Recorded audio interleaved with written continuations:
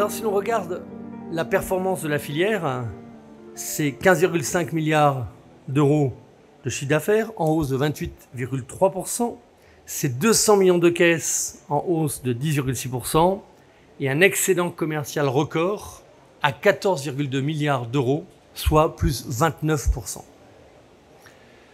Alors cet excédent situe la filière des vins et spiritueux comme le deuxième contributeur à l'excédent commercial français.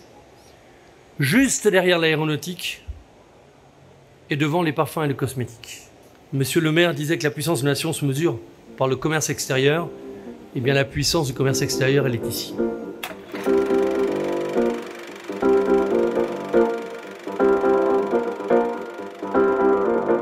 Aucune aide gouvernementale n'a été apportée aux entreprises françaises, à tous les gens que vous voyez ici, alors qu'ils étaient victimes collatérales d'un conflit dans lequel ils n'ont rien à voir.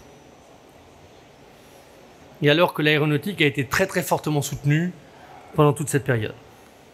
Alors, si j'avais un souhait à émettre, c'est de profiter de la présidence française de l'Union européenne pour solutionner une fois pour toutes ce conflit vieux de 17 ans dans lequel les victimes de ce conflit sont des industries qui n'ont rien à voir avec ce conflit et dont les exportations se trouvent affectées. Nous sommes très très contents quand on regarde les résultats, je dirais, sur des marchés comme les principaux marchés qui sont les États-Unis, où nous avons récupéré une partie de ce marché où nous étions en forte baisse, en forte chute, et je dois dire que les exportateurs ont fait un travail remarquable pour reprendre les parts de marché qui avaient été perdues avec plus 67% de chiffre d'affaires, ce qui montre que le marché existe.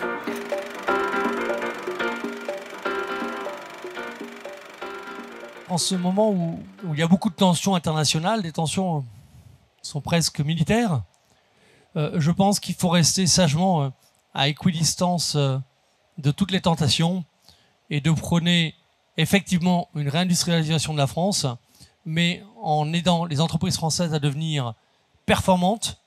Toutes les réductions de coûts dans l'industrie nous permettent d'investir dans l'innovation, dans le marketing et dans les équipes à l'export. Et si jamais j'avais un souhait à faire, eh bien ce serait celui-là.